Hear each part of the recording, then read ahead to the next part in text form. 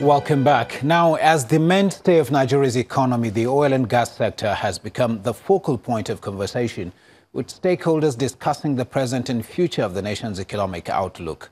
And this was the case today when the Federal Minister of Petroleum Resources reviewed the progress and performance of its parastatals since 2015.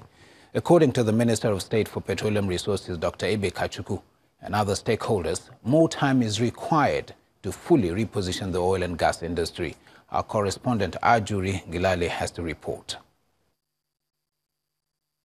In the short term, the NNPC's new $2.8 billion Ajeokuta to Kano gas pipeline, which is fully funded by the private sector and set for completion in 2020, is to boost power generation in the north and key in to Nigeria's new ambition to supply gas to North Africa and Europe through a transcontinental gas project in conjunction with the Moroccan government over the medium to long term.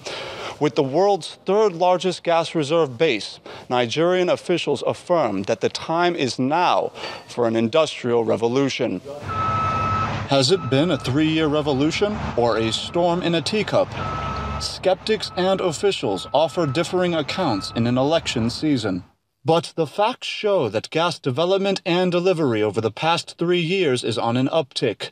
While domestic gas supply and total gas production have seen substantial increases, it is gas to power supply which has arguably had the most impact on the national economic outlook by contributing to a 2,000 megawatt increase in power generation, with much of the undistributed excess directed to manufacturers and industries over the past 3 years. Officials emphasize that while gas development is the future, crude oil development and production remains the present concern. When we joined, the rig activity in the country was about 2 to 3 rigs that were operating in Nigeria at the time in 2015. As of 2017, we had about 21 rigs in operation, up from about 15 rigs in operation in 2016. Certainly, challenges remain. Various anti-graft measures in the fuel importation business have saved the NNPC at least $1 billion annually at a time when the cost of production has reduced from $32 per barrel in 2015 to $22 per barrel presently. However, more work is required to hit the global production cost of $15 per barrel over the next few years. So really, by the end of January, we should have grown daily production back to the 2.2 million barrels that was always our signpost. That would be a big feat, given the difficulties we have. Secretary to the Government of the Federation, Boss Mustafa, says the landmark achievements recorded in the sector will be deepened. It is pertinent to mention also that within the period under review, there were sustainable efforts in petroleum product availability and supply throughout the country. With the establishment of the Maritime University completed and modular refineries in the Niger Delta coming on stream in January, the federal government believes sustainable development in the sector is reality now and into the future. Ajuri Ngilale, reporting for Channels Television News. Thanks, Ajuri. I now return you to Ijoma in our Lagos studio. Thanks a lot, Ibrahim. The executives of the Nigeria Union of Petroleum and Natural Gas Workers, NUPENG, have appealed to President Muhammadu Buhari to speed up reforms in the petroleum sector. And that's one of the demands of the unionists when they visited the president at the State House in Abuja, saying it would engender transparency and accountability. The president, who praised the patriotism exhibited by NUPENG so far, explained that reforms in the petroleum sector must not be rushed.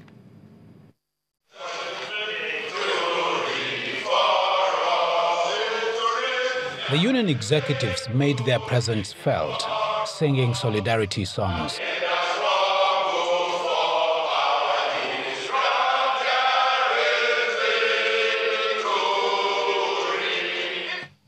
They also have a message for the president.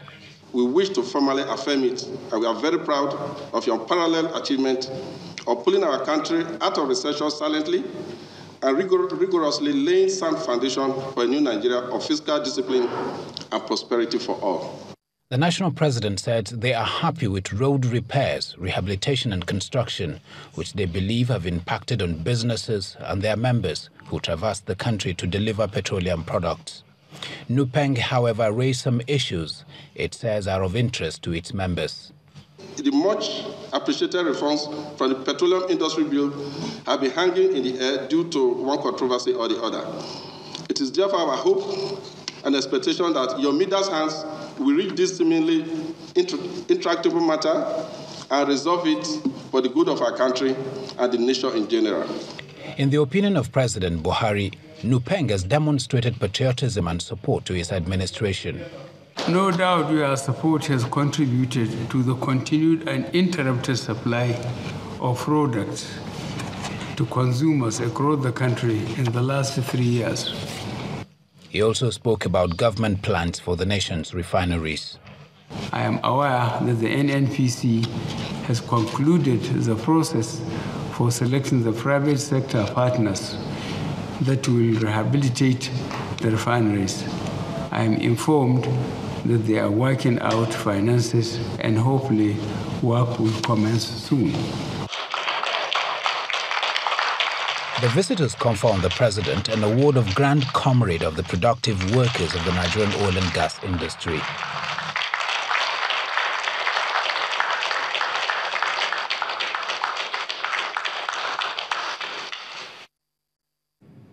The acting chairman of the Economic and Financial Crimes Commission, Ibrahim Magu, has told the Lagos State High Court sitting in Ikeja that he has only one house in Abuja, the Federal Capital Territory. Mr. Magu was testifying in a suit he filed against the publishers of the Sun newspaper. The EFCC boss told Justice Doris Sowobi that the publication alleging that 2 houses were traced to his wife by the Department of State Services was false, as he has only one house in the Karu area of Abuja. Mr. Magu had sued the publishers of the Sun newspaper for a series of publications which he described as libelous and which he claims have damaged his character. The EFCC chairman, who sued the publishers, claimed 5 billion naira in damages and also demanded that the Sun newspapers should publish an apology and retract the alleged libelous publications. Justice Wokobi adjourned the matter to